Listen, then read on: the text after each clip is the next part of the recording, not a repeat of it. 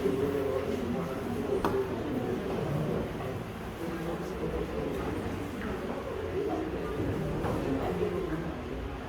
selamat pagi, menjelang siang, Bapak Ibu pimpinan, dosen dan staf di STIE Portumbai, sambil Pak Safiri dan Pak Ahmad Bertugas yang mengisahkan fokusnya. Perkenalkan kedua, lebih dalam beliau berdua nanti yang akan mengenalkan. Yang berbaju putih ini Pak Ismail Swati BG, kemudian yang pakai jas hitam Pak Muhammad Abdillah. Oke, kami bertemu di Jakarta ya beberapa minggu yang lalu setelah kami mengikuti rapat kerja wilayah Lembaga Layanan Pendidikan Tinggi 14 yang dilaksanakan di Jakarta. Nah, kami bertemu dengan Ketua STIH Biak dan juga Pak Ketua Yayasan Kesehatan Air. Kemudian mereka akan datang ke Papua. Pertama mereka akan berkunjung dulu ke STIH dan beberapa hari ada di STIH Biak dan baru tadi pagi tiba di Jayapura setelah kemudian. Baik, rekan-rekan semuanya, nanti beliau berdua akan sharing. Beliau berdua punya pengalaman yang cukup banyak di dalam organisasi internasional dan juga jurusan karya ilmiah. Kebetulan Pak Abdillah ini masih kuliah Bapak ya di Amerika ya. Nanti beliau akan cerita bagaimana kita bisa mensubmit atau apalah terkait dengan artikel. Nah, nanti kalau saya selesai membuka rekan-rekan semuanya, nanti waktunya saya serahkan kepada beliau berdua dan beliau berdua nanti akan handle selanjutnya sampai kita tuntas. Mari kita berdiskusi saja pada hari ini terkait dengan pengalaman beliau berdua apa saja, apalagi nanti ini ada roadshow ya Bapak ya tentang G20 dan saya sedang bermohon kalau bisa nanti karena G20 nanti kan ujungnya November di Bali. Nah, biasanya setiap bulan mereka ada roadshow. Kemarin itu di Jogja dengan kesehatan, datang di Papua dengan ekonomi. Nah, saya bermohon kalau bisa nanti di Papua, khususnya di Jayapura, kalau bisa STIE Portumbai menjadi OSCA, menjadi PIC di dalam roadshow pelaksanaan G20. Tadi kita bincang-bincang Pak BK, kayaknya G20 ini nggak jadi deh, karena Amerika dengan Rusia ini lagi bertikai terkait dengan Ukraina. Tapi itulah masalah yang lain, kita membahas pengalaman kita untuk kepentingan karya kita pribadi sebagai dosen dan juga institusi kita STIE Portumbai. Baik, tanpa memperpanjang waktu, saya langsung serahkan saja. Terima kasih sebelumnya kepada Pak BK dan Pak Abdillah yang sudah hadir di kampus kami di STIE Portumbai. Kalau nggak gini, kita tidak kunjungan ya. Tapi jangan sampai ini terakhir, nanti kita akan tetap bersilaturahmi dalam kesempatan yang lainnya nanti. Oke, saya serahkan kepada Pak BK dan Pak Abdillah. Silakan Bapak berdua. Ya, terima kasih Pak John. Bismillahirrahmanirrahim. Assalamualaikum warahmatullahi wabarakatuh. Terima kasih Bapak Ketua STIE Portumbai dan Bapak Ibu Pimpinan yang telah berkenan hadir dalam obrolan kita pagi hari ini. Ya, obrolannya kita buat sesantai mungkin ya, karena ketika kita sudah mengajar, meneliti dan pengabdian masyarakat itu sudah sangat berat sekali. Jadi jangan lagi menambah-nambah beban kita semua. Bapak Ibu saya sedikit saja mengangkat, nanti saya akan mohon juga Mas Abdillah untuk memberi penguatan, menambah dan bahkan mengoreksi kalau dalam pengangkat saya ada hal yang keliru. Kita obrolannya terkait dengan menulis artikel jurnal. Jurnal dalam arti artikel bahagian-bahagian dari sebuah jurnal ilmiah, karena ada juga artikel ilmiah populer, ada artikel opini dan seterusnya, banyak ragamnya. Dan kita pada kesempatan kali ini kemudian mendiskusikan terkait dengan artikel jurnal ilmiah. Sambil nanti mungkin Bapak Ibu mohon juga berkenan untuk mendeskripsikan dan mengenalkan jurnal-jurnal apa saja yang telah terbit di sini. Saya sengaja menulis afiliasi ini Southeast Asia Academic Mobility, ada jejaring yang dideklarasikan tahun 2016, 16 perguruan tinggi.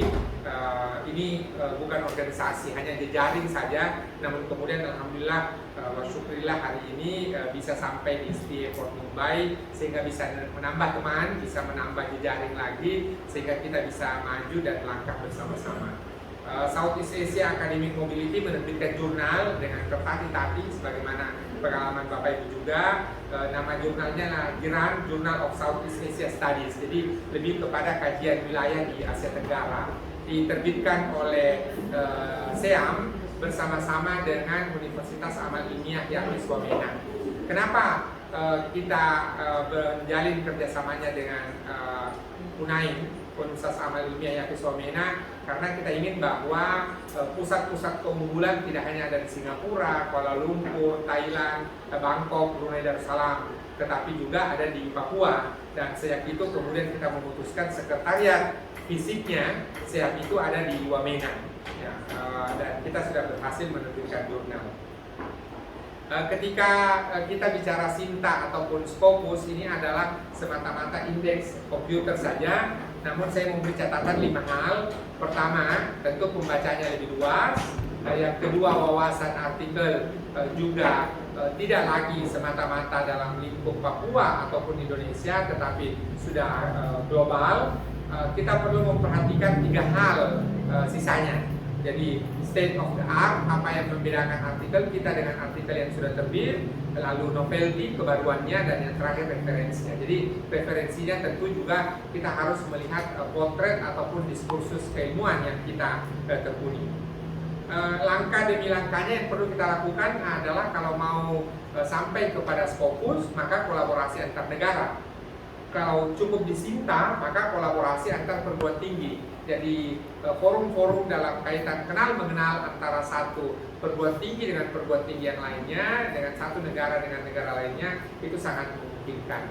Apa yang perlu juga kita lakukan adalah data lokal, wawasan global. Jadi datanya di Waena, datanya di Kota Jayapura, datanya ada di Papua, namun kemudian wawasannya kita tempatkan dalam tempat yang global. Maka soal bahasa, soal editing, ini pelan-pelan kita perlu lakukan. Slide yang terakhir, kalau ada pertanyaan apakah ada cara yang gampang, jawaban saya tidak ada. Kenapa? Karena menulis artikel itu perlu waktu, perlu perjuangan. Jangan baru hari ini disubmit lalu sorenya sudah bertanya kapan terbitnya. Nah, ini bukan onde-onde. Ya. Artikel itu 6 bulan paling tidak proses terbitnya. Ya. Manusia 9 bulan. Ya. Jadi perlu waktu. Jangan kirim hari ini, besok sudah bertanya kapan terbit. Lah, belum tentu diterima kan?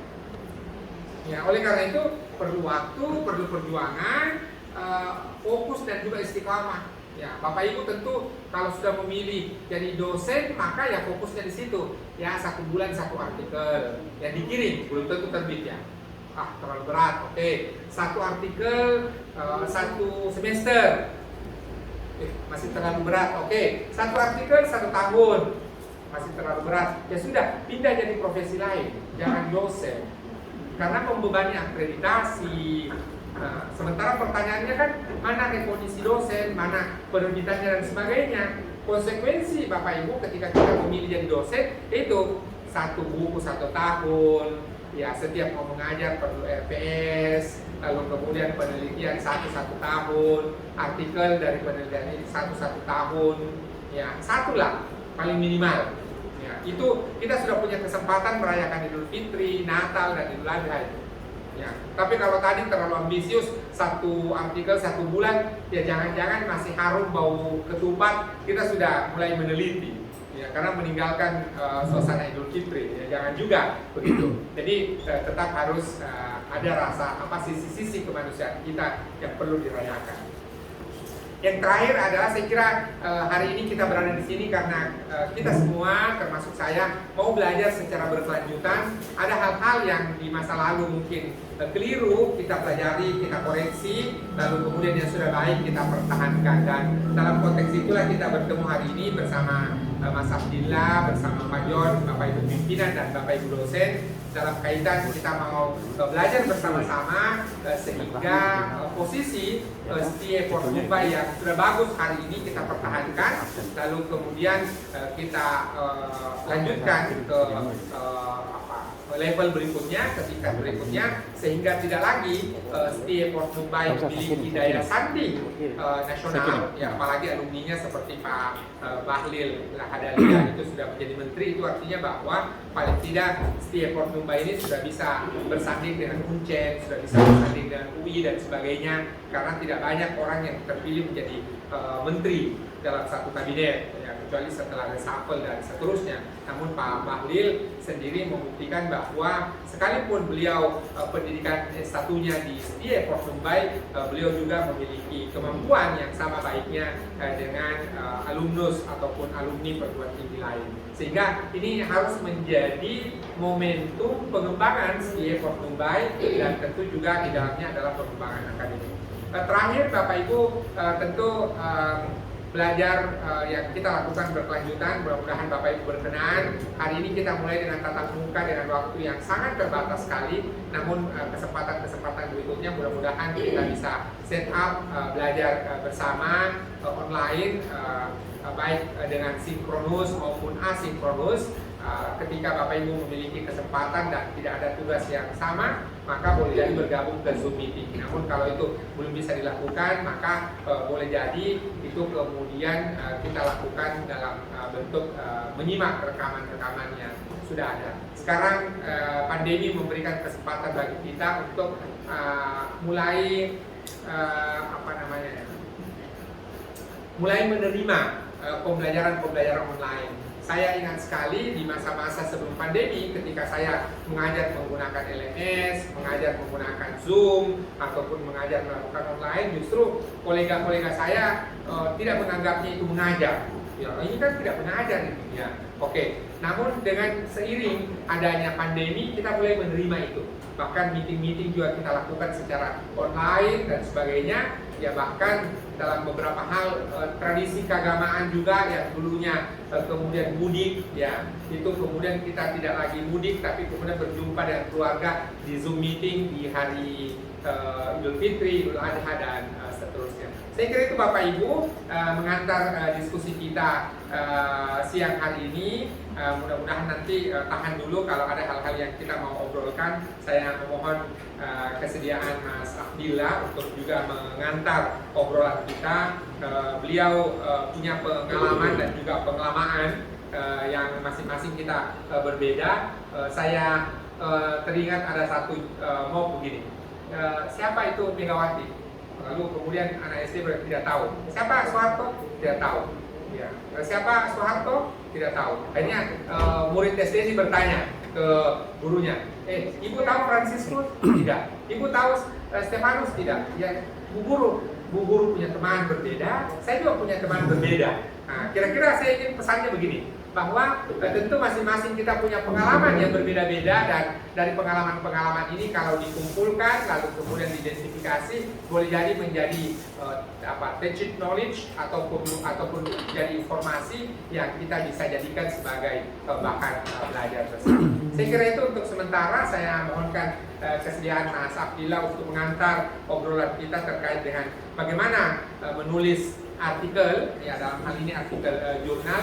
Beliau sebelum melanjutkan studi S3, beliau adalah editor in chief jurnal Religio di UIN Sunan Ampel, sekarang sudah tingkat 2. Ya, lalu kemudian beliau sekarang juga adalah editor di Muslim World, satu jurnal yang diterbitkan bersama antara Harvard International University dengan Wiley. Nanti lebih detailnya beliau yang akan menjelaskan. Silakan Mas Abdillah.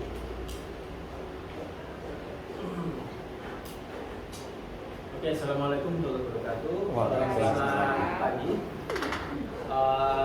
Ya, saya Abdillah. Saya mahasiswa S3 di Harvard International University di Connecticut. Sejak 2017, doakan segera lulus. Sudah capek sekali belajar. Ya, saya memang suka bergelut di dunia penerbitan. Saya diangkat jadi dosen pertama kali tahun 2009, kemudian PNS, ya, kemudian sampai di 2014 saya dengan kawan-kawan membuat jurnal namanya Religio, di jurnal yang saya ini 2014, kemudian 2 tahun kita akreditasikan, karena waktu itu akreditasi syaratnya harus sudah jalan 2 tahun. Kita akreditasikan, alhamdulillah langsung Sinta 2, sampai sekarang masih bertahan Sinta 2. Karena tidak mungkin menjadi Sinta 1. Sinta 1 itu harus yang menerbitkan asosiasi keilmuan. Jadi karena tradisi agak beda ya. Di Amerika itu asosiasi itu pasti punya jurnal, dan jurnalnya insya Allah bukan, pasti bukan gitu ya. Jadi memang karena memang itu jadi kayak semacam tren keilmuan. Dan baru nanti kampus-kampus bikin jurnal yang lain itu bisa saling bersaing atau mengikuti tren-tren itu. Kemudian waktu saya kuliah di Harvard Seminary atau sekarang menjadi Harvard International University itu tahun 2017 saya mengajukan diri untuk membantu, awalnya magang, kemudian sekarang sempat jadi editor tamu, dan kemudian sekarang jadi editor intern di Muslim World. Ini Muslim World itu jurnal untuk dialog agama tertua di dunia, terbit tahun 1911 sampai sekarang dia sudah berusia lebih dari 100 tahun. Jadi cukup tua ya. Nah, kemudian tahun 2020 saya diminta oleh Coggan Art and Humanities untuk jadi editor tamu di situ. Ini jurnal terbit di UK, di London. Kemudian tahun ini UNESA, Universitas Negeri Surabaya, minta saya untuk bantu jurnalnya. Jurnal namanya Jurnal Society and Media. Jadi untuk bantuin menerbitkan konten dan sebagainya. Karena meskipun sudah Sinta 2 tapi banyak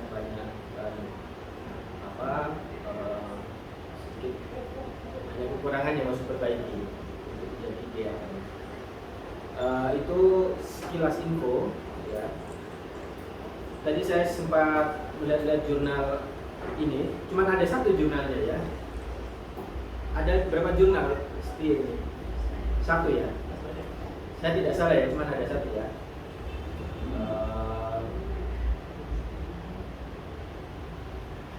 Prodinya ada 3 ya. Ada 3. Satunya pasca sarjana ya. Saya dulu waktu 2013 Bapak Rektor itu mencanangkan satu prodi harus satu jurnal. Jadi kita dipaksa untuk bikin jurnal. Baru nanti kemudian seleksi alamnya nanti jadi Sinta berapapun, Sinta 6, 5, 4, 3, 2 gitu ya. Sampai kemudian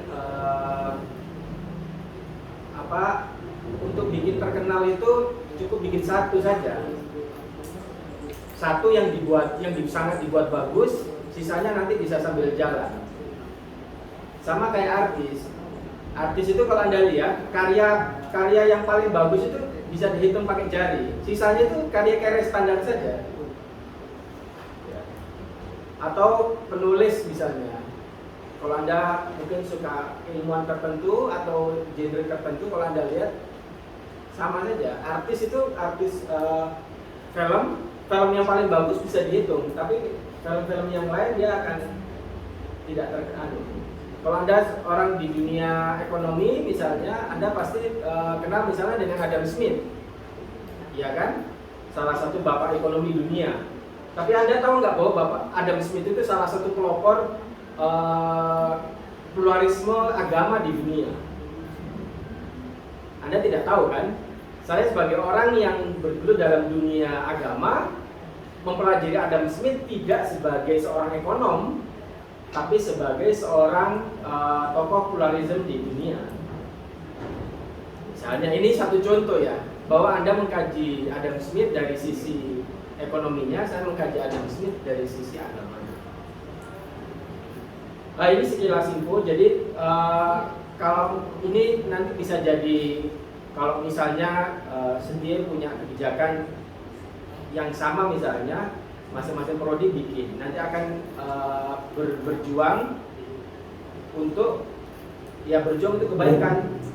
4 prodi punya 4 jurnal, kemudian masing-masing berjuang untuk mencapai Sinta 2. satu dibikin yang internasional atau kalau bisa dua. Modelnya UIN itu begitu. UIN Jakarta punya Studia Islamika itu internasional. Sisanya ya dibikin yang biasa. UIN Jogja punya Al-Jami'ah. Sisanya ya biasa. UIN Surabaya punya JIS itu internasional. Q1 semua. UIN Mataram itu punya apa namanya JIMS. UIN Surakarta punya JIMS. UIN Mataram itu juga punya internasional. Saya lupa namanya. Jadi kampus itu akan terkenal. Stie Port Lumbai punya apa? Jadi dikenal jurnalnya yang sangat bagus. Jadi nanti dalam dunia perekonomian, keilmuan ekonomi di Indonesia, orang menyebut Port Lumbai itu tidak sekedar alumninya misalnya karena ada bahlil, tapi juga ada secara keilmuan ada jurnalnya yang dijadikan rujukan orang. Ya, itu salah satu PR ya. Kalau misalnya pimpinan punya kebijakan itu akan sangat bagus sekali. Jadi empat-empatnya disuruh bikin jurnal, 4 prodinya nanti disuruh bersaing masing-masing. Yang paling bagus diangkat jadi internasional sekalian. Itu trennya kalau kita di kampus-kampus UIN bikin begitu. Ya. Jadi orang kalau lihat UIN Surabaya akan lihat JIS, Journal of Indonesian Islam. Ya.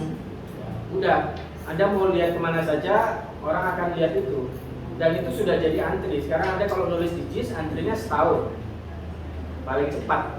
Jadi nulis sekarang terbitnya pasti tahun depan karena antriannya panjang untuk nulis. Anda kalau menulis di jurnal yang saya kelola di Amerika, Muslim World, antriannya 3 tahun sudah. Padahal kita terbit 4 kali setahun. Anda bisa bayangkan 4 kali itu antriannya sudah sedikit panjang. Kenapa? Ya sudah terkenal. Cari penulis itu nggak perlu sudah. Ya. Kenapa? Ya sudah antri. Orang butuh gitu ya. Orang butuh suaranya didengar, kemudian kita masukkan gitu. Nah, Papua ini kan belum banyak yang melakukan itu. Maka itu menjadi salah satu langkah besar. Misalnya kalau Stephen Lumba bisa mengawali, itu nanti bisa jadi trendsetter. Paling tidak kalau tidak bisa Indonesia secara umum, kalahkan Makassar untuk Indonesia Timurnya.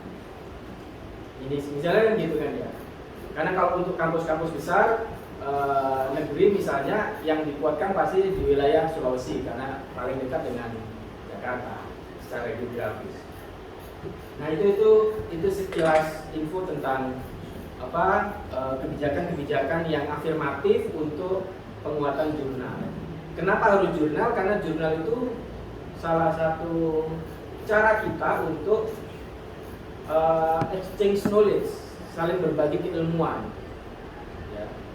Jangan dikira jurnal Anda bahasa Indonesia tidak dibaca orang asing. Di kampus di kota tempat saya tinggal, di negara bagian tempat saya tinggal, itu ada banyak kampus. Ya. Kampus yang menyediakan pembelajaran tentang Indonesia itu ada 3 kampus besar. Pertama Yale University, ya, kemudian Wesleyan University dan Connecticut University of Connecticut. Itu 3 kampus besar di kampus saya yang menyediakan kajian tentang Indonesia. Dan orang mereka bahasa Indonesianya lancar. Jadi kita biasa aja ketemu mereka bahasa Indonesia gitu. University of Connecticut itu sama kampus saya itu sekitar jalan kaki. Di mata kelihatan gitu, jadi nggak jauh. Kalau saya ke Yale itu 30 menit naik kereta. Ya, di sana kajian Indonesianya kuat. Artinya apa? Jurnal Anda ketika bagus, terindeks dengan bagus, ya, bisnis jurnalnya jalan, dibaca orang, tidak hanya orang Indonesia, orang luar. Ya, meskipun berbahasa Indonesia ya. Sayangnya Scopus masih belum mengakui bahasa Indonesia sebagai bahasa terindeks ya, sehingga kemudian ketika mau diindeks oleh Scopus harus berbahasa Inggris. Itu sayangnya ya. Jadi itu masih, tapi sambil jalan nanti pasti akan ada perubahan. Sekarang ASEAN sudah Indonesia dan Malaysia sedang mempelopori bahasa Melayu untuk menjadi bahasa resmi ASEAN. Dan kemudian nanti kan menjadi bahasa resmi dunia. Secara otomatis nanti dalam dunia ilmiah pasti akan terakui dari sisi indeksasi. Itu akan mengikuti gitu loh. Karena perkembangan dunia bahasa Melayu itu penuturnya lebih dari 500 juta orang. Indonesia saja kan 280 juta kan.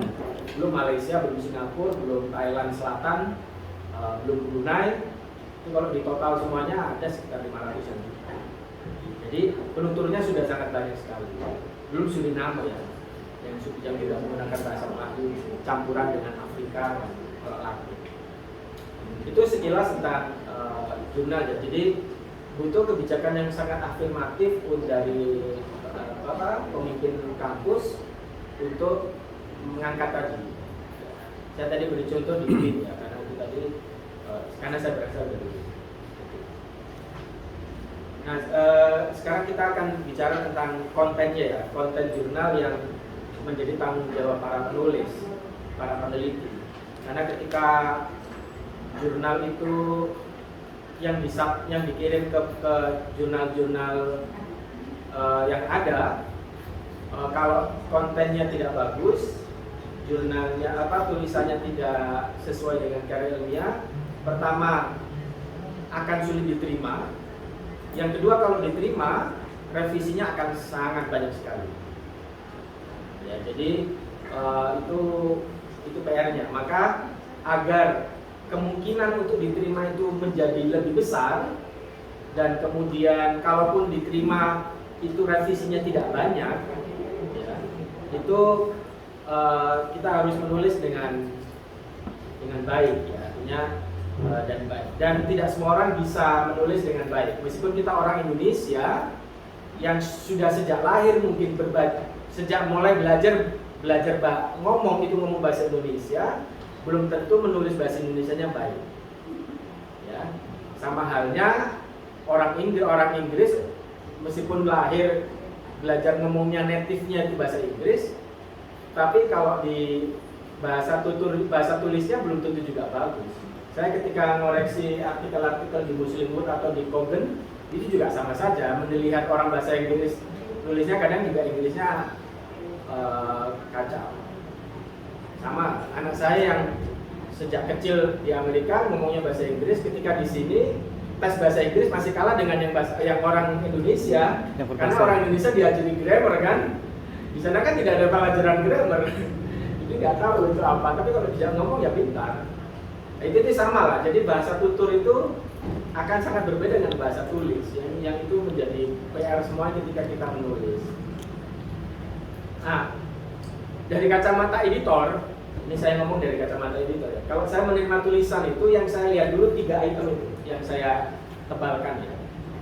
Tiga item yang saya tebalkan itu yang saya akan lihat dulu. Kalau ini selesai, bisa diatur yang lainnya. Nanti akan saya cek kalimatnya, cara penulisannya dan sebagainya. Kemudian ada plagiat apa tidak, ada publikasi apa tidak, ada kebohongan publiknya apa tidak, itu baru saya cek. Tapi kalau 3 item itu sudah tidak sesuai, ya sudah, ini ngapain susah-susah buang energi untuk koreksi, pasti sudah tidak akan diterima. Saya kadang lagi kalau lagi baik hati gitu, lagi moodnya bagus, ada tulisan yang bagus, 3 item itu bagus ya, tapi penulisannya jelek. Saya akan hubungi penulisnya untuk, ini tulisanmu bagus tapi penyampaiannya tidak bagus. Kalau mau diterbitkan, ayo kita koreksi bareng-bareng, saya ajarin untuk bisa jadi tulisan bagus. Kalau lagi mood saya bagus, begitu biasanya. Ya, jadi saya bantu. Kadang ada memang penulis-penulis itu idenya sangat cemerlang sekali, tapi ketika menulis jelek. Nah, itu kemudian eman gitu loh, kasihan kalau nggak diterbitkan, hanya kita bantu, biasanya begitu. Ada usaha ke sana biasanya ya. Jadi itu tentang genre keilmuan, kemudian novelty-nya, dan penulisan yang sistematis dan komprehensif. Jadi 3 item itu menjadi sangat penting sekali. Sisanya lebih pada sifatnya teknis, menulis dengan kalimat baku atau tidak, menulis dengan kalimat aktif atau tidak, dan sebagainya. Itu teknis penulisan yang orang bisa belajar. Tapi yang tiga item pertama itu menjadi sangat substantif, karena itu sangat bergantung pada keilmuannya, keilmuan jurnal ya, dan bergantung pada nanti identitas jurnal. Identitas jurnal itu harus ada. Jadi misalnya setiap jurnal ekonomi dan bisnisnya setiap Kumba itu identitasnya apa? Karena jurnal itu kan, keilmuan ekonomi dan bisnis itu kan luas. Ya. Anda mau mengcover semuanya kah? Atau mau fokus di satu titik? Misalnya di UIN Surabaya ada Journal of Indonesia Islam. Dia hanya mengkaji tentang Islam Indonesia. Jadi kalau ada yang mau mengirim artikel di sana, jurnal tentang artikel tentang Islam di luar Indonesia, otomatis pasti sudah ditolak. Kita tolak sudah, karena identitasnya jelas, Journal of Indonesia Islam. Jadi jurnal tentang Islam Indonesia. Nah, setiap jurnal ekonomi dan bisnis Import Kumba itu dibikin identitasnya apa? Identitasnya apa? Itu yang jelas. Nah, itu nanti berpengaruh pada kita ketika menulis. Penulis juga sama. Ketika Anda menulis, Anda ini sebagai dosen ekonomi atau manajemen atau apa tadi prodi gitu ya, akuntansi, apakah Anda menjadi aktivis LSM? Mungkin ada yang dosen ini merangkap jadi aktivis LSM di Jayapura sini, atau mungkin ada yang aktif jadi ustadz atau pendeta misalnya ya. Kan ada yang merangkap-rangkap kan. Nah, identitas Anda itu apa? Di genre ini kan yang kemudian harus kita tentukan. Ini saya beri contoh di keilmuan saya karena saya seorang aktif di keilmuan kajian Islam dan kajian dialog agama, khususnya agama Kristen dan Islam. Ini saya beri contoh ya. Saya beri contoh bagaimana kita memfokuskan diri kita sendiri, memfokuskan artikel kita. Anda ini identitasnya apa? Keilmuan identitas keilmuan Anda itu apa? Genre besarnya kajian Islam. Ini saya beri contoh. Kajian Islam itu banyak. Ada hubungan Islam Kristen, ada sejarah Islam, ada pemikiran Islam, ada filsafat Islam, ada tasawuf, ada kajian Al-Quran, ada kajian hadis, ada kajian. Kalau sejarah itu nanti dipecah lagi. Sejarah Islam ada sejarah Islam klasik, ada sejarah Islam pertengahan, ada sejarah Islam kontemporer, ada sejarah Islam abad 20, ada sejarah Islam abad 19. Itu semuanya punya ahlinya sendiri. Ini kalau ngomong Islam. Anda tentukan sendiri, ekonomi itu ada apa saja. Keilmuannya itu ada apa saja. Hampir sama dengan kalau ngurus silabus ya. Anda kalau bikin silabus, itu kan Anda tentukan dong. Anda mau bikin apa, kemudian mahasiswa Anda mau jadi pinter apa, itu kan Anda tentukan. Dengan artikel itu juga sama. Jadi Anda mau menulis apa dalam dunia ekonomi itu. Nah, nanti kemudian baru pertanyaan selanjutnya, apakah Anda monodisiplin atau multidisiplin? Ya, kalau saya kecenderungannya multidisiplin. Ya, karena saya memang kajiannya di Islam kontemporer, kajiannya di Islam Indonesia, karena memang khusus bahasa Indonesia, kajiannya tentang sosiologi agama. Dalam sosiologi itu ada religious ekonomi, ya, ekonomi agama. Tentu bukan kemudian jual beli, tidak ada transaksi agama, tidak ada transaksi atau transaksi di situ, tapi logika ekonomi itu apa? Nanti ada religious market. Religious market itu apa? Ya, dan itu ada di kajian-kajian sosiologi. Ya. Nah, itu nanti perlu ditentukan. Anda bisa menentukan identitas artikel Anda. Ya. Saya kalau baca artikel ketika jadi editor, berposisi sebagai editor, akan saya lihat konsisten tidak orang ini dalam melakukan menentukan genre-nya. Kalau tidak, pasti akan susah kita meletakkan dalam jurnal. Jadi ini yang harus Anda tentukan. Anda bisa orat-orat sendiri. Saya ini ilmunya di bidang apa sih? Indonesia itu kecenderungannya, keilmuannya di Indonesia itu generalis. Sehingga kemudian kadang kalau diajak menentukan genre itu akan agak susah. Karena dosen satu itu bisa ngajar berapa mata kuliah sih? Saya boleh tanya. Sama ya, saya di UIN Surabaya itu ngajarnya bisa 4-5 mata kuliah berbeda-beda. Ya kan?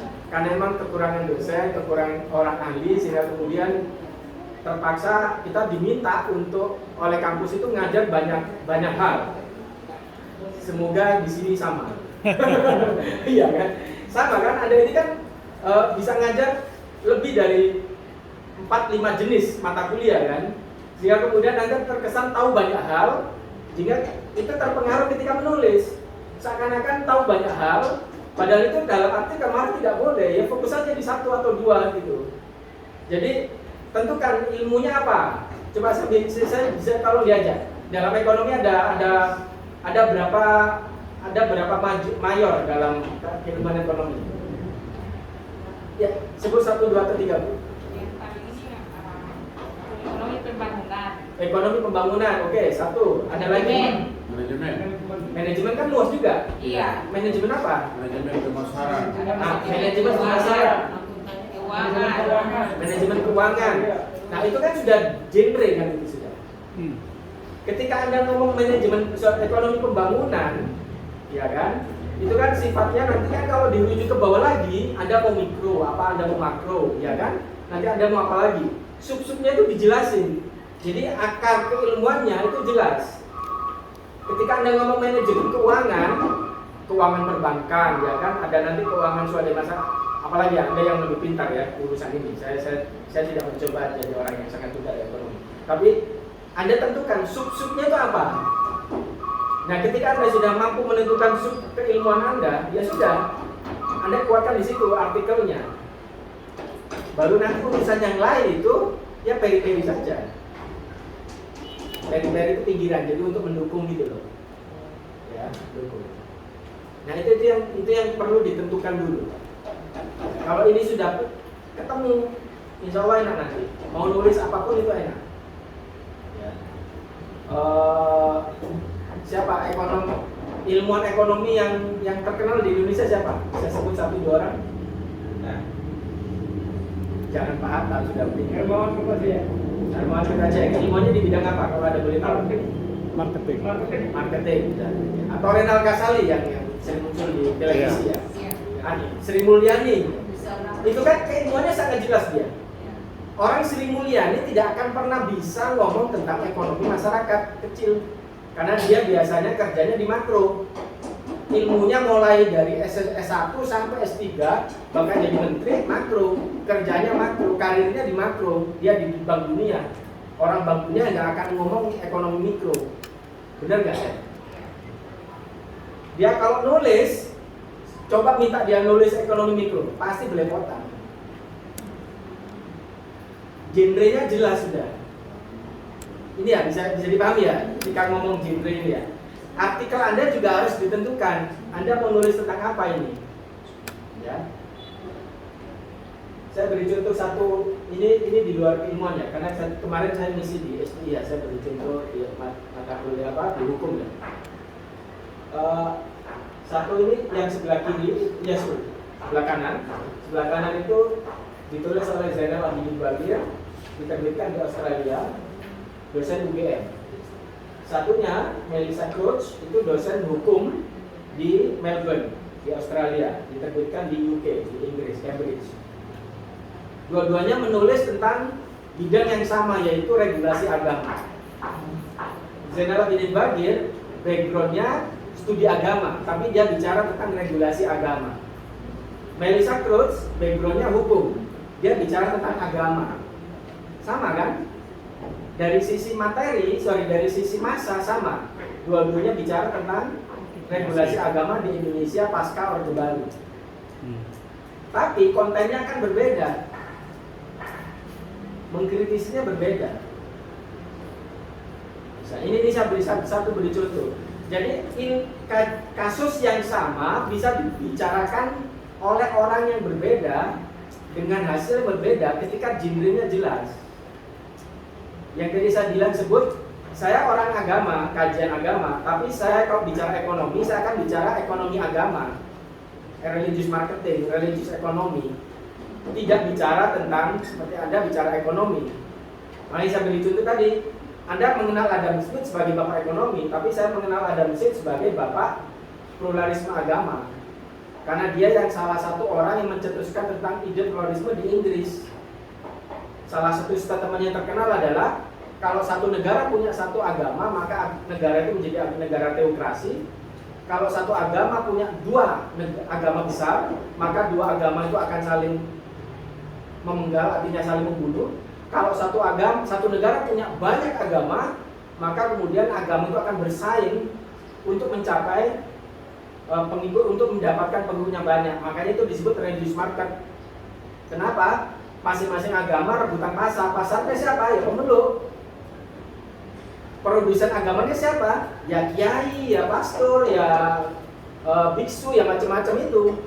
Makanya kalau Anda lihat di Inggris itu semua jenis institusi agama ada di Inggris.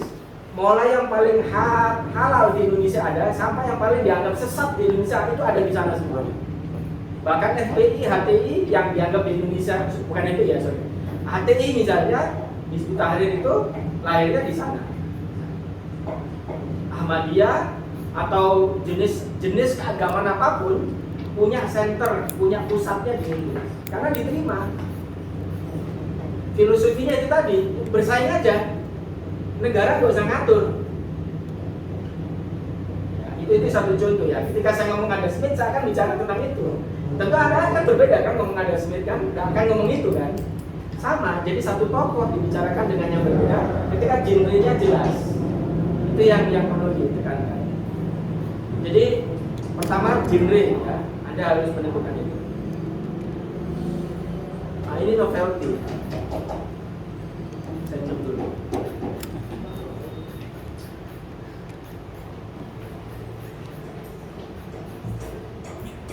Banyak di kita penulis Indonesia itu sering bingung novelty itu harus sesuatu yang sangat baru. Sebenarnya tidak perlu baru banget. Ya, karena apapun yang kita sudah bahas itu sudah dibahas banyak orang di sebelumnya. Yang perlu dicari adalah kalau tidak ada temuan baru, ada celah pengetahuan baru. Kalau tidak ada itu, bisa cari masalah baru. Bisa cari metode baru. Bisa cari, ya itu tadi. Nah semuanya itu salah satunya ya untuk menghindari plagiarisme. Novelty-nya kalau kuat pasti tidak ada plagiarisme. Saya selalu mengandaikan ini dengan film karena saya salah satu penonton film yang rajin. Saya film apapun suka nonton. Saya selalu menganalogikan dengan film. Kalau Bapak Ibu ada yang suka nonton film Batman, pernah nonton film Batman? Maka saya tanya, Batman versi yang mana yang Anda tonton? Karena Batman itu sudah direproduksi puluhan kali, baik yang ditayangkan di bioskop maupun di televisi. Ya kan?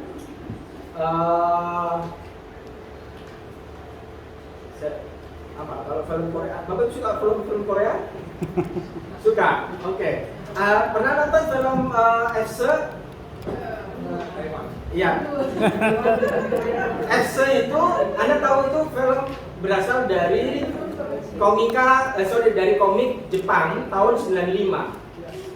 Sejak tahun 95, FC itu diproduksi di Jepang pertama kali tahun 95 sampai 2022 itu sudah direproduksi menjadi 12 kali.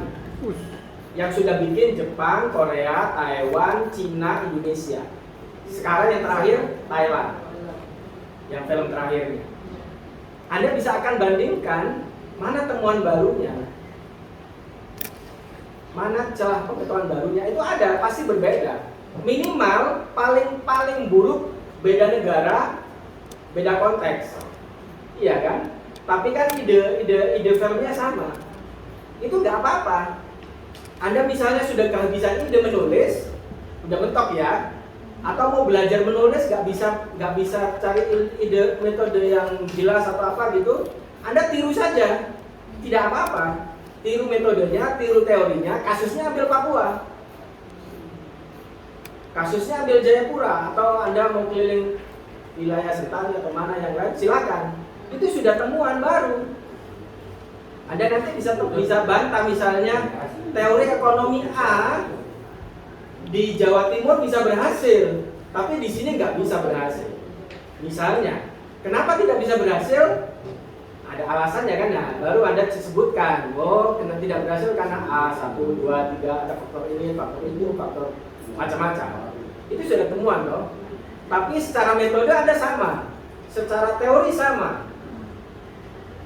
Bisa dibayangkan ya? Tidak apa-apa. Tapi tentu nanti kalau sudah belajar begitu 1-2 kali, ya jangan gitu terus. Nanti Anda tidak berkembang orang. Ya harus mengembangkan diri kan, minimal itu belajar, itu kan bagian dari belajar ya, belajar mereplikasi, belajar. Nanti kalau sudah terbiasa nanti kan secara alami nanti kan biasa ketemu ide baru pasti nanti, tapi ngawalinya bisa dari situ. Ya. Sekali lagi karena saya dalam bidang ilmu dialog Islam Kristen ya, ini satu saya sebutkan 3 ilmu, 3 buku diterbitkan di tahun yang kurang lebih sama, masing-masing diterbitkan di tahun 2004 sampai 2006 ya. Nah ini satu ditulis oleh Karl Strindberg, Dutch Colonialism in Indonesian Islam. Edisi keduanya itu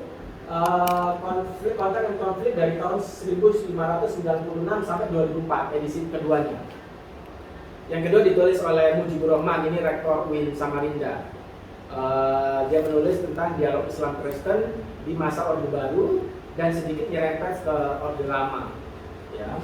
Kemudian Pendeta Jan Aritonang menulis tentang sejarah terlibat Kristen Islam, ini sama dengan Karl Strindberg, abad 16 sampai 2004, abad ke-21. Ya. Masing-masing membahas topik yang sama di masa yang kurang lebih sama, lingkup masanya, tapi kemudian temuannya berbeda-beda. Jan Aritonang ini tulisannya sekitar cuma 150-an halaman. Mujibur Rahman itu tulisannya 300-an halaman. Mujibur Rahman 300. Jan Aritonang itu tulisannya sekitar 800-an halaman. Tebal sekali. Rigid ya.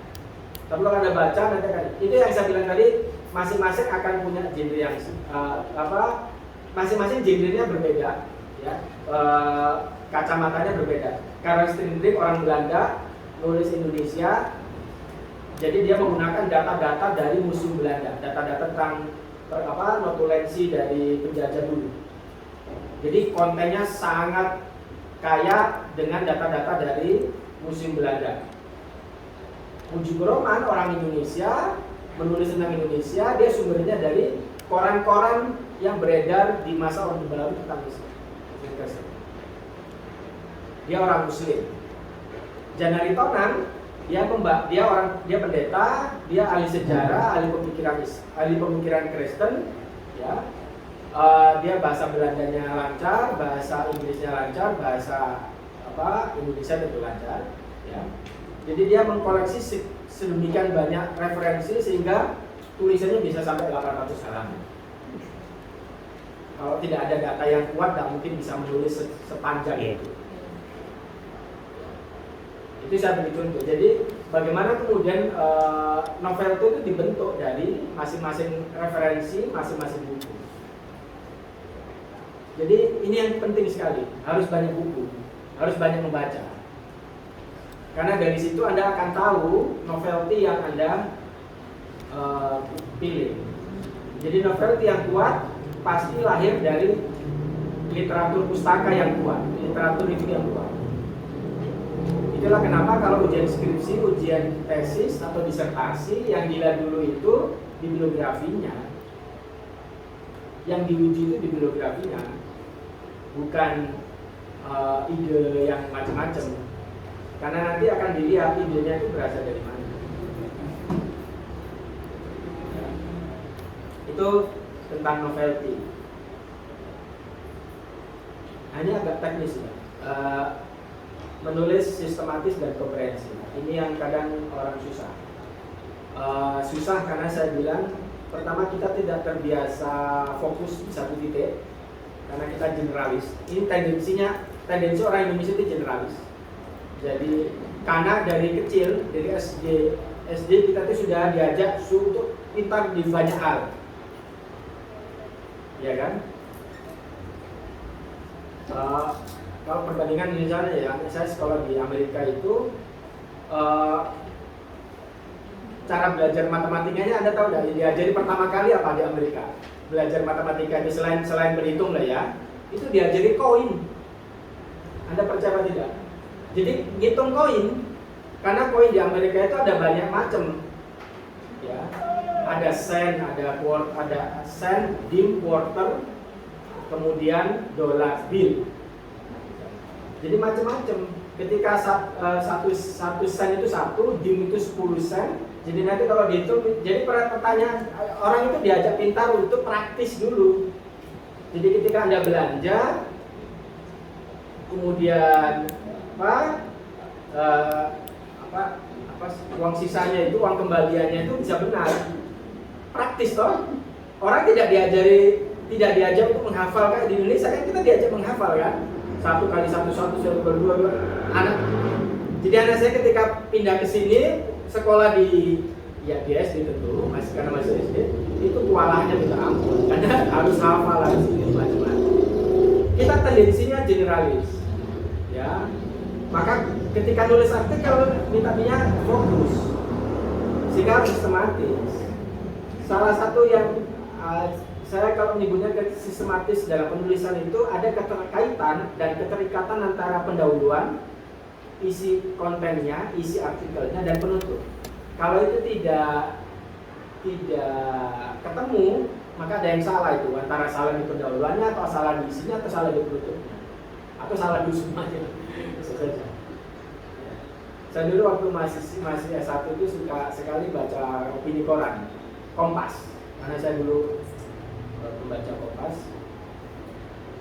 Jadi salah satu kegiatan iseng kita itu dulu cangkruk di warung kopi gitu. Kebetulan warung kopinya itu punya langganan Kompas, kita baca opininya, kolom opininya itu ya. Kemudian kita diskusikan, itu bisa sampai pagi. Dulu kebiasaan waktu masih S1 ya, masih suka begadang. Jadi saya masih suka merokok, masih ngopi, ya sekarang udah berhenti semua. Tapi ilmunya masih dapat di situ. Jadi kita biasanya dulu begitu. Nah, kenapa saya beri contoh Kompas? Kompas itu opininya salah satu koran dengan opini terbaik dari sisi tata bahasa, dari sisi konten, dari sisi penulisan. Dan Kompas itu salah satu media yang berani, Kompas dan Tempo itu media yang berani menciptakan istilah-istilah baru. Jadi Anda bisa contoh nanti klik misalnya, sekarang udah online semua jadi bisa diakses di mana saja. Anda bisa cek misalnya di artikel opini ya, bisa. Nah itu atau nanti kalau Anda merasa punya referensi lain selain Kompas ya silakan. Ini urusan preferensi karena saya dulu belajarnya pakai Kompas itu aja ya. Jadi saya tidak mengharuskan Anda baca Kompas juga.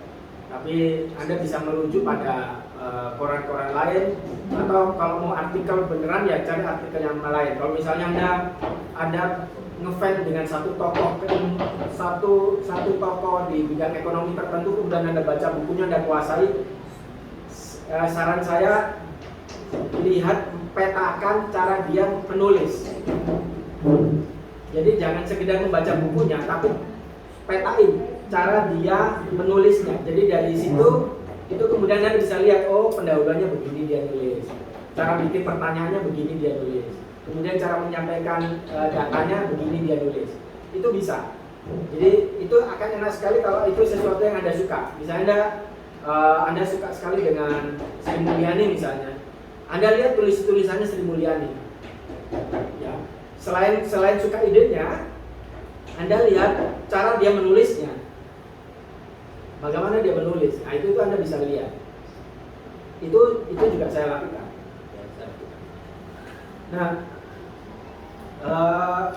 yang kedua, yang selanjutnya lebih teknis tadi ya, ini karena teknis. Jadi kalimat baku. Ini urusannya dengan perbedaan antara bahasa tutur sama bahasa tulis. Ya, yang saya bilang tadi, kita orang Indonesia ngomong Indonesia lancar, ya kan? Tapi menulis Indonesia belum tentu lancar. Itulah kenapa bahasa itu ada 4 skill kan? Skill menulis, skill membaca, skill bicara, skill mendengar. Makanya kalau bahasa Inggris ada tes bahasa Inggris itu 4 ini yang diuji. Karena ini skillnya beda-beda. Saya belajar bahasa Inggris, jujur ngawalinya bukan dari ngomong. Kalau saya ngomong bahasa Inggris jelek ngomong saya itu. Saya belajarnya dari reading, dari membaca. Karena saya waktu S1 itu sejak semester 3, saya itu mewajibkan diri saya untuk tidak membaca buku terjemahan. Ini urusan pribadi, jadi saya mewajibkan diri saya tidak boleh baca buku terjemahan. Jadi kalau saya temukan buku bagus, itu saya lihat kalau dia buku terjemahan, saya cari buku aslinya. Baru saya baca buku aslinya. Ya, pertama-tama itu ya satu kata buka kamus, karena emang nggak paham. Tapi karena maksa dia bisa bahasa Inggris, karena saya dulu juga nggak pintar-pintar amat bahasa Inggris. Ya itu maksa diri, jadi nggak boleh.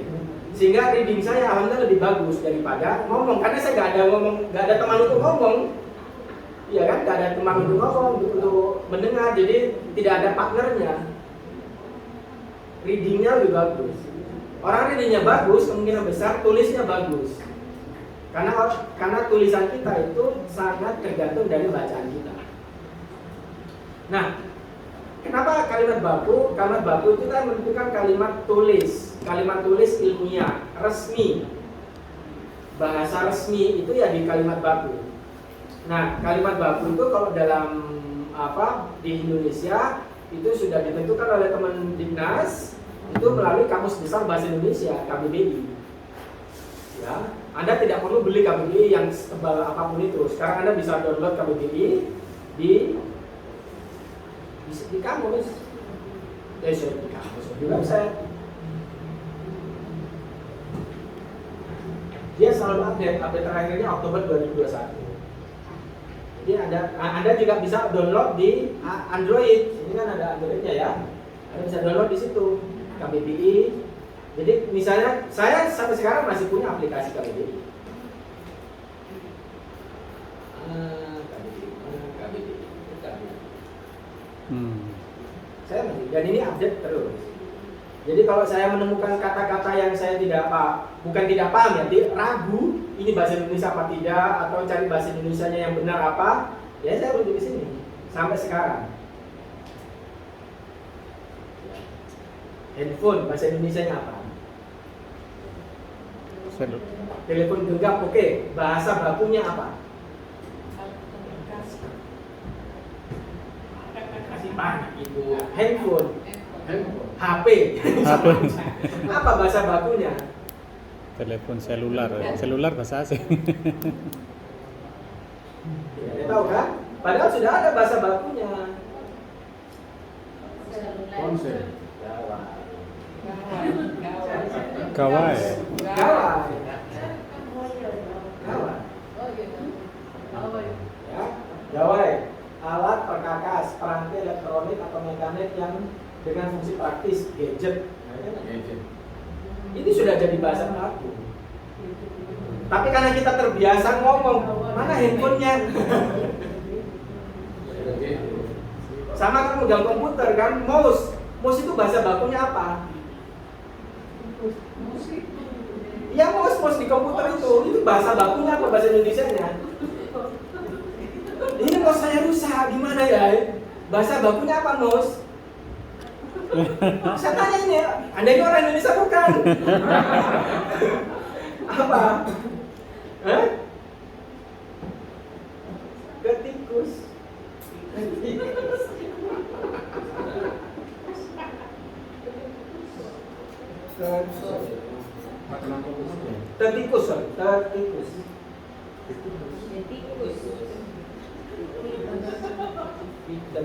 Tertikus.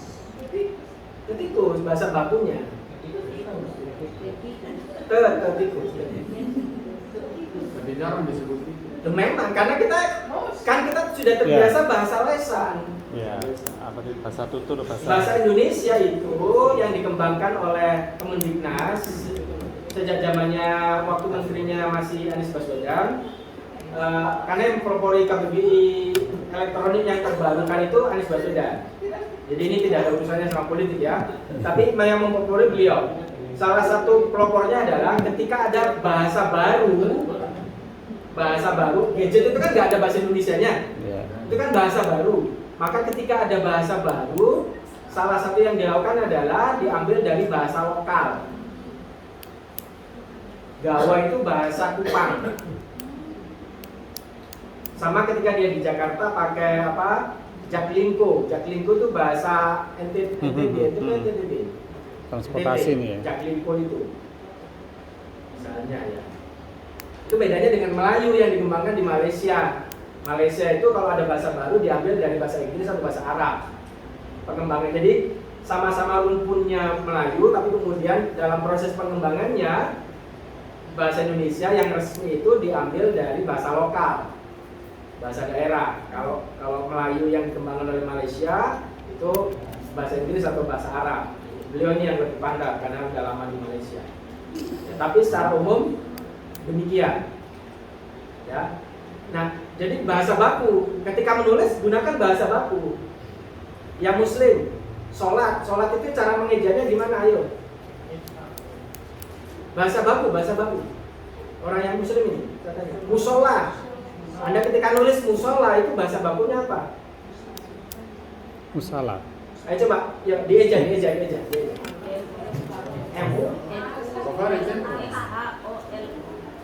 MUSHLOAH. Salah. Double L. Terus pakai H apa enggak belakangnya? Musola. Pakai H apa enggak belakangnya? Pakai. Salah.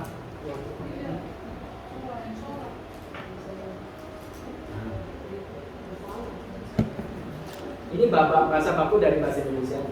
Musala ya.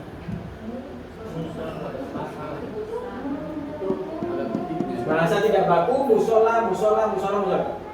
Ya. Bahasa bakunya musala.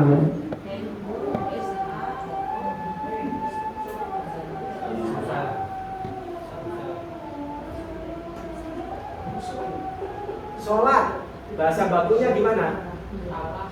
Salah.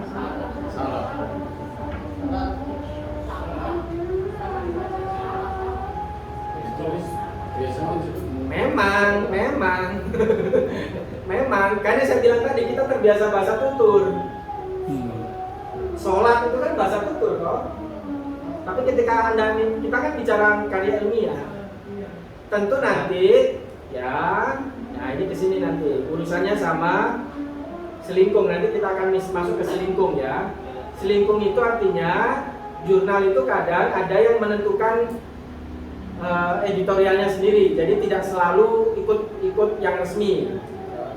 Ya, misalnya Religio yang saya kelola, ketika nulis sholat tetap sholat yang tidak baku, jadi tidak menggunakan yang baku. Misalnya, itu suatu contoh. Ya. Jadi itu selingkuh. Jadi nanti masing-masing jurnal punya kebijakan, termasuk cara mengutip. Kutipan yang dibakukan oleh jurnal itu kadang tidak semuanya mengikuti kaidah yang resmi. Ada modifikasinya. Ya. Misalnya Kementerian Agama itu dia memodifikasi Turabian. Jadi Turabian itu profesor dari University of Chicago yang dia menciptakan tata cara pengkutipan. Sampai sekarang sudah sampai edisi ke-12 kalau nggak salah. Itu sudah diupdate. Nah, Kementerian Agama itu ngambil dari situ tapi dengan modifikasi tertentu. Misalnya Muslim Wood yang saya kelola ini ya, Muslim Wood itu dia menggunakan Turabian juga, tapi dia modifikasi. Misalnya modifikasinya dia tidak menggunakan ibid. Jadi di Muslim Wood tidak boleh kutipan ibid. Ya, ibid itu kan biasa ya, dikutip ya. Yeah. Tapi di Muslim Wood kalau ada tulis ibid kita akan suruh minta ganti semua. Tidak boleh pakai ibid. Jadi tetap ditulis penulis kata nama akhir, nama awal judul sama halaman sudah belajar. Itu kebijakan sudah. Ya harus ikut karena editornya sudah menentukan itu. Sama nanti jurnal ekonomi dan bisnis, Anda harus punya kebijakan. Misalnya mau pakai jenis kutipan apa? Mau APA, MLA, Turabian atau macam-macam, itu jenisnya banyak sekali. Ya, Anda tentukan. Mau ikut itu secara baku silahkan. Atau mau modifikasi sendiri silakan. Kalau memang ada modifikasi, jelaskan di author guideline. Harus dijelaskan. Jadi pengirim itu nanti tahu kalau saya mau nulis di sekolah jurnal ekonomi dan bisnis miliknya Setia Kumba, maka saya harus ikuti aturannya. Ya itu kenapa saya bilang selingkuh itu urusan minor karena harus mengikuti ininya. Kalau saya biasanya ketika menulis itu saya pakai baku di Turabian. Baru nanti kalau mau saya kirim ke jurnal A misalnya, saya tinggal ganti aja mengikuti aturannya kan. Kalau ganti kutipan itu cepat, ya kan. Saran saya pakai citation mesin ya. Nanti harus ada kelihatan sendiri itu citasi bisa pakai Zotero, Mendeley yang sudah ada mesinnya itu yang udah bagus, jadi tinggal satu kali klik berubah semua, itu sudah enak. Nah kemudian kalimat aktif. Kenapa kalimat aktif ini saya tekankan? Karena bahasa tutur kita itu cenderung pasif. Bahasa tutur kita itu, bahasa tutur Indonesia itu cenderung pasif. Tolong buku ini dibawa itu kan pasif. Padahal harusnya kan tolong bawa buku ini, ya kan? Bahasa Indonesia yang benar. Tapi kan bahasa tutur kita kan tolong dong ini dibawa. Benar kan? Itu kecenderungannya pasif. Makanya saya selalu menekankan kepada penulis aktif, bikin kalimat aktif. Selain itu, kalimat aktif itu menunjukkan kenapa karya ilmiah itu harus menggunakan kalimat aktif. Kalimat aktif itu menunjukkan progres, tidak berhenti. Orang itu pencuri, itu kalimat nominal. Kalimat nominal dengan adjektiva, maka kita mengklaim dia adalah orang yang suka mencuri. Itu berbeda dengan orang itu mencuri. Orang itu mencuri berarti saat itu saja dia mencuri. Tapi ketika kita bilang orang itu pencuri, nah itu beda. Ya antara kalimat nominal dan kalimat verbal ya yang aktif. Kenapa karya ilmiah itu begitu? Karena asumsinya ilmu itu akan terus berkembang. Dan ketika Anda berbuat salah misalnya, melakukan kesalahan dalam penelitian, itu boleh Anda bisa revisi di artikel selanjutnya. Dan itu terus berkembang. Sama misalnya kalau Anda baca dalam bahasa Inggris. Bahasa Inggris itu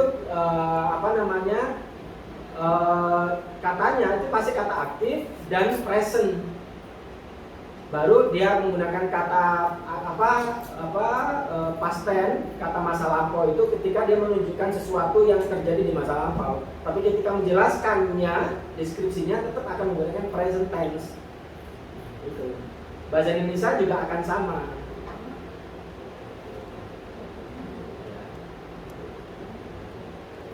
Yang terakhir, kalimat itu harus variatif. Bikin kalimatnya variatif agar tidak bosan pembacanya. Tulislah kalimat yang variatif, kata yang variatif. Meskipun nanti harus hati-hati membedakan nanti akan ada perbedaan-perbedaannya ya. Misalnya kalau Anda suka nonton YouTube-nya Rocky Gerung, dia selalu bilang dungu misalnya. Dungu itu bedanya apa sama bodoh, sama tolol, sama apa lagi? Padadannya. Nah dalam konteks ini Anda harus menguasai anonim, sinonim ya, itu ya. Ini standar bahasa lah ya. Ini kalau bisa itu sambil latihan. Nah dalam kalimat penyusunnya juga akan demikian pertanyaannya. Jangan monoton cara menulisnya. Ya jadi bisa bisa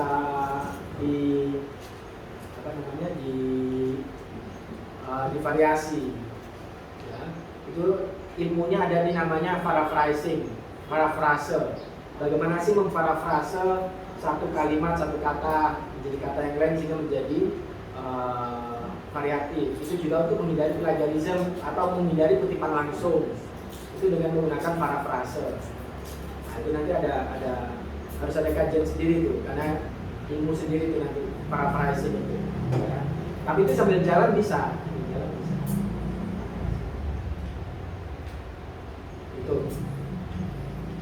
Nah, yang terakhir Jadi peneliti, penulis itu boleh melakukan kesalahan, yang tidak boleh adalah berbohong. Anda tidak boleh berbohong. Ya, plagiarisme itu bagian dari berbohong. Ya, plagiarisme, Anda mengutip tulisan orang, kemudian Anda akui itu tulisan Anda, itu berbohong. Ya kan? Anda menggunakan istilah tertentu yang itu sebenarnya istilahnya orang, kemudian Anda tidak mengutip, itu Anda berbohong. Anda menerima ide baru, misalnya bukan tidak harus ide baru, ide tertentu dari seseorang, kemudian ide Anda akui itu ide Anda sendiri, bukan dalam bentuk kata ya, tapi ide, ya Anda berbohong. Anda bisa mengutip, berikan kasih kutipan, ide ini berasal dari diskusi dengan si A si B, itu sebutkan, ya itu menunjukkan bahwa bagaimana kita mengapresiasi orang. Itu tidak masalah.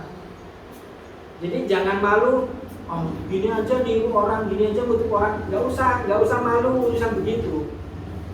Karena emang yang gimana ya itu bagian dari tanggung jawab keilmuan ya. Tanggung jawab keilmuan.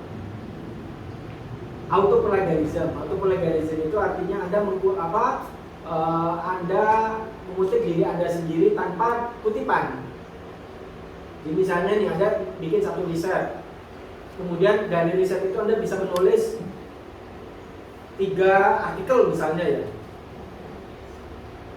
Maka yang harus dihindari adalah autoplagiarism. Misalnya saya pernah diingatkan ini sama dosen saya waktu saya waktu 2014 itu saya pulang dari sana, riset saya tentang waktu itu kerusuhan si A di Pulau Madura di Sampang. Itu saya menghasilkan 2 buku 1 artikel. Nah, yang artikel terakhir itu yang saya bawa ke IAS, saya waktu itu diingatkan hati-hati karena bukumu yang 2 sudah terbit, ya harus kutipan dari bukumu, bukan lagi dari riset. Apa maksud saya ya?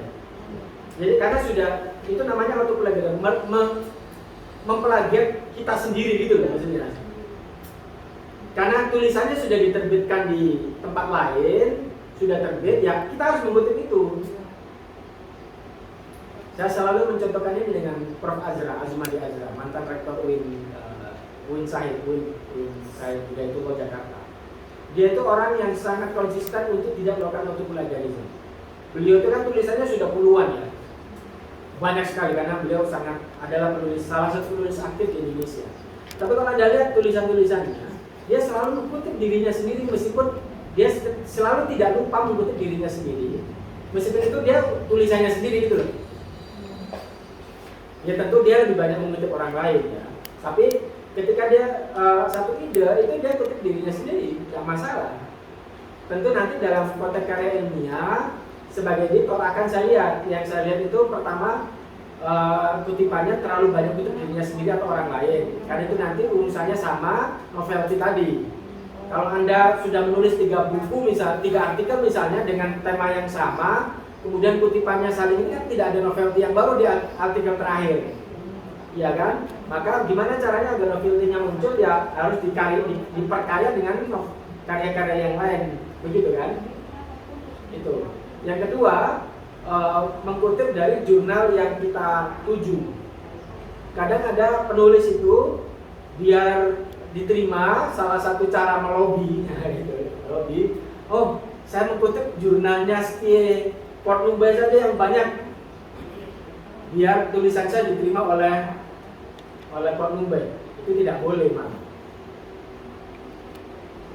Saya sering menemukan itu di Religio ya, karena saya kebetulan editor lama di sana, jadi sering ini dari misalnya 30 rujukan 10-nya dari Religio, ini ngapain, ini berapa kerjaan, pasti saya tolak, suruh ganti atau nambah referensi lain, karena itu udah kategori di situ.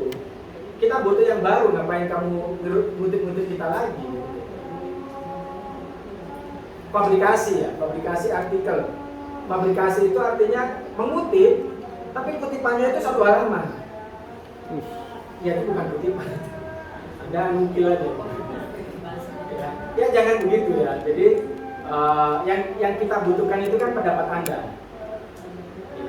Tapi bagaimana pendapat Anda itu terinspirasi dari banyak pendapat yang sudah beredar kan? Nah, baru Anda kutip.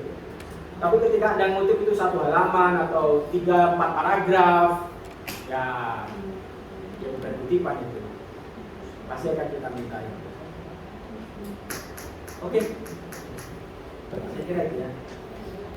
Ya, demikian Bapak Ibu, pengantar diskusi terasa lebih sebenarnya ringan karena justru memulai dari hal-hal yang sangat kecil apa yang perlu kita lakukan. Jadi ketika Bapak Ibu mau menulis sebuah artikel, maka kita memahami postur keilmuan yang kita miliki, kira-kira kita itu mau berada di posisi mana, mau yang monodisiplin, mau yang multidisiplin, atau di posisi mana yang kita lakukan satu. Kemudian yang kedua, kenapa diminta kita itu setelah 10 tahun jadi dosen, lalu kemudian mengajukan ke guru besar, karena 10 tahun itulah pengalaman, tetapi bukan penglamaan. Kalau Bapak Ibu jadi dosen lalu RPS-nya 10 tahun yang lalu sama dengan hari ini, berarti Bapak Ibu tidak punya pengalaman sama sekali. Penglamaan, ya.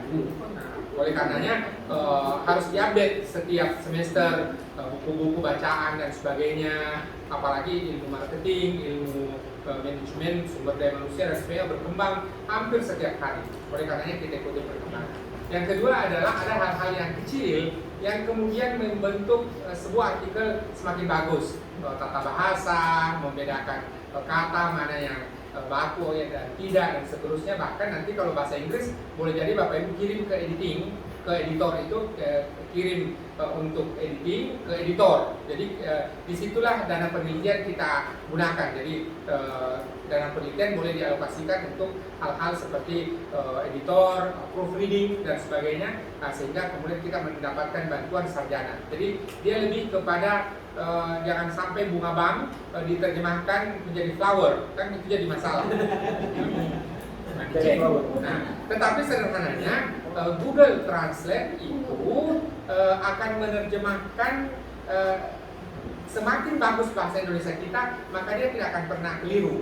Google Translate itu dia sangat presisi sekali. Oleh karena itu boleh jadi bahasa Indonesia kita yang keliru konteksnya dalam kalimat, sehingga kita yang keliru. Bahkan bisa menerjemahkan dari satu bahasa ke bahasa yang lain. Terakhir Bapak Ibu, diskusi kita hari ini dalam rangka menumbuh kembangkan ekosistem keilmuan. Jadi kita ingin tentu ini berkembang ekosistem keilmuan, urusan pangkat, urusan BKD itu bonus saja, bukan tujuan, bukan sasaran antara, bukan, tetapi tujuan kita dan sasaran kita adalah bagaimana ekosistem keilmuan, bagaimana masyarakat kita lebih kepada knowledge based society, ya, masyarakat yang berbasiskan pada ilmu pengetahuan, bukan berbasiskan pada rasa-rasanya, tapi berbasiskan pada data-datanya, bukan masyarakat yang berbasiskan pada kata bapak saya dulu.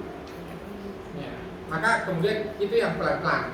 Saya beberapa hari yang lalu sebelum berangkat ke Biak, saya berdiskusi dengan teman-teman di Politeknik Pariwisata. Saya katakan mereka gagal menjadi dosen-dosen. Kenapa? Karena balapan sekelas MotoGP pakai pawang. Ya, itu kan bukan masyarakat berbasis pada data-datanya, berbasiskan pada rasa-rasanya. Ya, buat apa ada BMKG dan sebagainya. Nah, kira-kira kalaulah masyarakat Papua ini tidak maju 5-10 tahun ke depan, berarti mari kita periksa jurusan manajemen kita.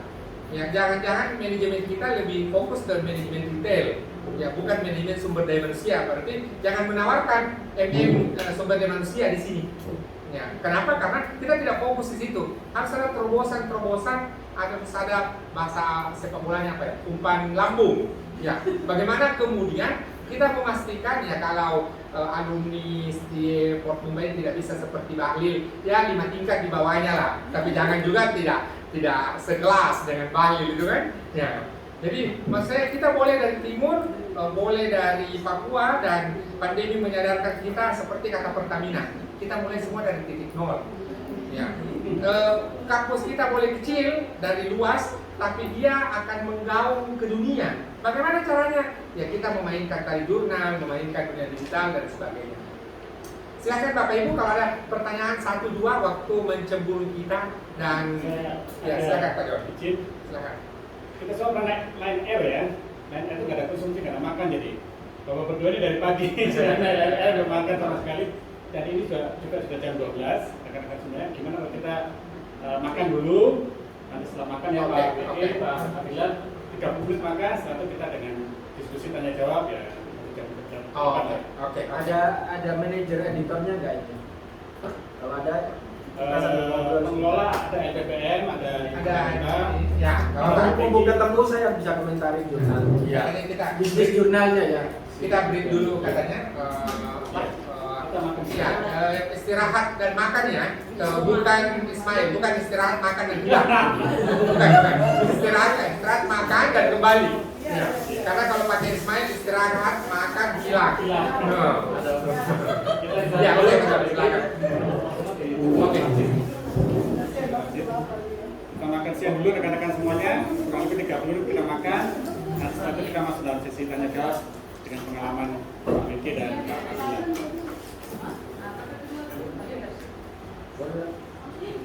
Ini makanan Oh, terima kasih.